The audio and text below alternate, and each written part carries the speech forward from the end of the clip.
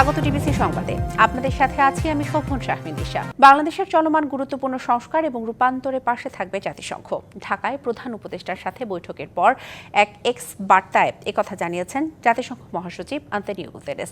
উষ্ণ অভ্যর্থনার জন্য কৃতজ্ঞতা জানান বাংলাদেশের জনগণের প্রতি। এর আগে আন্তোনিও গুতেরেসের সাথে বৈঠক হয় পররাষ্ট্র উপদেষ্টা ও রোহিঙ্গা বিষয়ক উচ্চ পর্যায়ের প্রতিনিধিদের।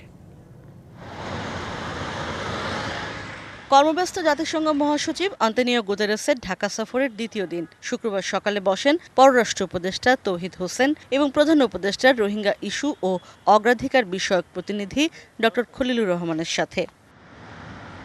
ঢাকার হোটেল ইন্টারকন্টিনেন্টালে এই বৈঠকে ছিলেন পররাষ্ট্র সচিব এবং জাতিসংঘের বাংলাদেশ অফিসের কর্মকর্তারাও।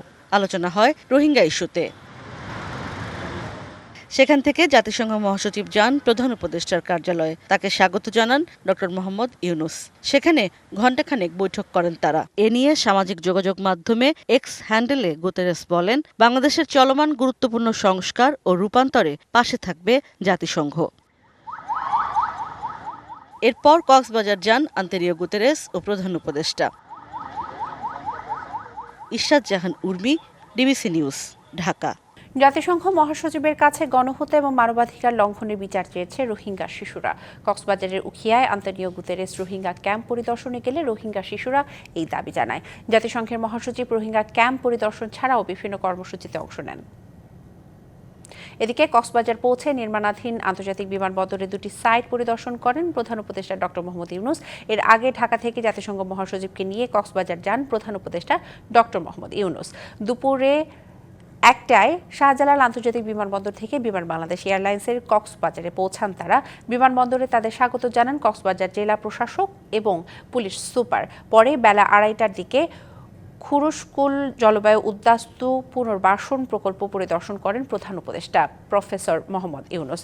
প্রকল্পের অগ্রগতি সম্পর্কে এই সময় প্রধান উপদেষ্টাকে অবহিত করা হয়েছে। ফরমার সরকারে আরারে মারিওরে দুরা দিয়ে আরার বাম্মারে মাঝে আরার ঘর পুরা দিবিলাই আরা মানে আবার ওয়া বেজাছে তো আরা ওইবে কোহেলা হতে তোরা বাজার হলো আরব বাজার বর্মারে ওদের ইতারা শুরু করলে আমাদের বর্মা কিন্তু ইতারা অতলে না মানে শরীর চেষ্টা করি হতো আর হদিয়া না মানে তোরা যদি চেষ্টা করা বলতো না আয় করি যাইবো। ইজারায় ট্রেন ও বাসের আগাম টিকিট বিক্রি শুরু হয়েছে। অনলাইনে ট্রেনের 24শে মার্চের টিকিট পেতে প্রথম আধা ঘন্টায় হিট হয় অন্তত 20 লাখ, আর 9 মিনিটেই শেষ হয়ে যায় পশ্চিমাঞ্চলের টিকিট। কিন্তু শতভাগ অনলাইনে বিক্রির সিদ্ধান্তে তেমন একটা যাত্রী ছিল না রাজধানীর কমলাপুর রেলওয়ে স্টেশনে। টিকিটের কালোবাজারি রোধে এবং যাত্রী সুবিধায় শৃঙ্খলা ফিরিয়ে আনতে সরকারের এই সিদ্ধান্ত সাধুবাদ জানিয়েছে সাধারণ জনগণ। তবে অনলাইনে টিকিট না পেয়ে অনেকেই আসেন স্টেশনে, জানান নানান জটিলতার কথা। এদিকে ঈদের অগ্রিম টিকিট বিক্রি শুরু হয়েছে বাসেও, তবে প্রথম দিনে কাউন্টারে দেখা যায়নি তেমন একটা ভিড়।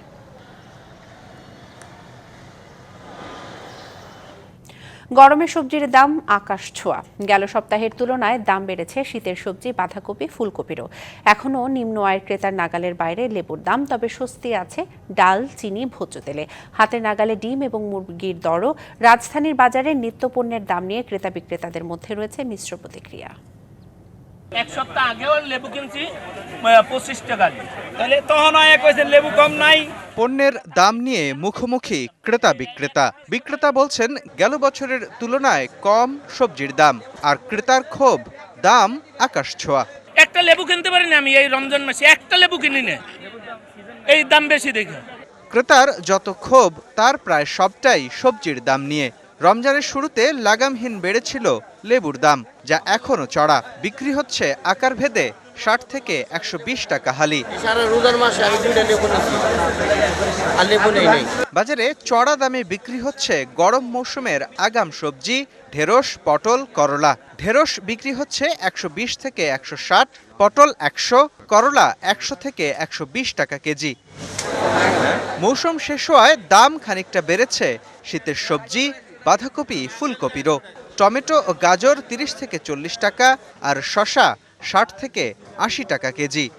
ফুলকপি এগুলো কত 10 টাকায় কিনছি, এই বছরে 10 টাকায় কিনছি, এখন একটা ফুলকপি 50 টাকা। ভেন্ডি আছে কলার দেড়টা লাগে 160 টাকা, আর কারণ বাজারটা 120 টাকা। বেগুন আছে 80 টাকা কেজি। নতুন নামতেছে, এগুলোর দাম এখন অতিরিক্ত বেশি। সবজির দর নিয়ে ক্ষোভ থাকলেও ক্রেতার সন্তুষ্টি আছে ডাল, চিনি তেলের দাম নিয়ে। গত শুক্রবারের তুলনায় আজকে একটু ইমপ্রুভ হয়েছে, কিছুটা পাওয়া যাচ্ছে এখন সয়াবিন তেল, আগে তো একেবারে পাইনি। গতবার রমজানে হচ্ছে ছোলা ছিল 140 টাকা, এবার 110 টাকা, চিনি ছিল 140 টাকা, 120 টাকা পাওয়া যাচ্ছে এখন। গত বছরের তুলনায় সবজি বলেন, মাছ মাংস সব কিছুর দামই অনেক বেশি কমই মনে হচ্ছে। বাজারে গেল সপ্তাহের 120 টাকা ডজন দরেই বিক্রি হচ্ছে ডিম। ব্রয়লার 200 আর সোনালী মুরগি 300 থেকে 330 টাকা কেজি। শুধু যে ডিম মুরগি কম দাম বাজারে তা না, এইবার রোজার মাসে সমস্ত জিনিসপত্রের দাম সহনশীল। এ বাজারে গরুর মাংস মিলছে 700 আর খাসির মাংস 1200 টাকা কেজি দরে। মুস্তফা মাহবুব, ডিবিসি নিউজ, ঢাকা। রাজধানীর গ্রিন রোড এবং ধানমন্ডি ঈদগাহ মসজিদে ঢাকা বিশ্ববিদ্যালয়ের সাবেক উপাচার্য অধ্যাপক মোশ আরেফিন সিদ্দিকের 2 দফা জানাজা হয়েছে। বেলা 11টায় গ্রিন রোডে নিজ বাসভবন সংলগ্ন আল আকসা মসজিদে তার প্রথম জানাজা হয়। এতে অংশ নেন ঢাকা বিশ্ববিদ্যালয়ের উপাচার্য অধ্যাপক ডক্টর নিয়াজ আহমেদ খান সহ সাবেক এবং বর্তমান শিক্ষক শিক্ষার্থীরা। পরে উপাচার্য বলেন, সার্বিক নিরাপত্তা এবং পরিবারের সিদ্ধান্তে ঢাকা বিশ্ববিদ্যালয় এলাকায় জানাজা সম্ভব হয়নি তার। তবে বিশ্ববিদ্যালয়ের কেন্দ্রীয় মসজিদে বিশেষ দোয়ার আয়োজন করা হয়েছে। গতকাল রাজধানীর ইব্রাহিম কার্ডিয়াক হাসপাতালে মারা যান সাবেক এই উপাচার্য। ডিবিসি সংবাদে এই ছিল এখনকার মতো। ডিবিসি নিউজের সংবাদগুলো পড়তে ভিজিট করুন dbcnews.tv আর ভিজিট করুন ডিবিসি নিউজের ফেসবুক পেজ এবং ইউটিউব চ্যানেল। ডিবিসির সঙ্গে থাকুন।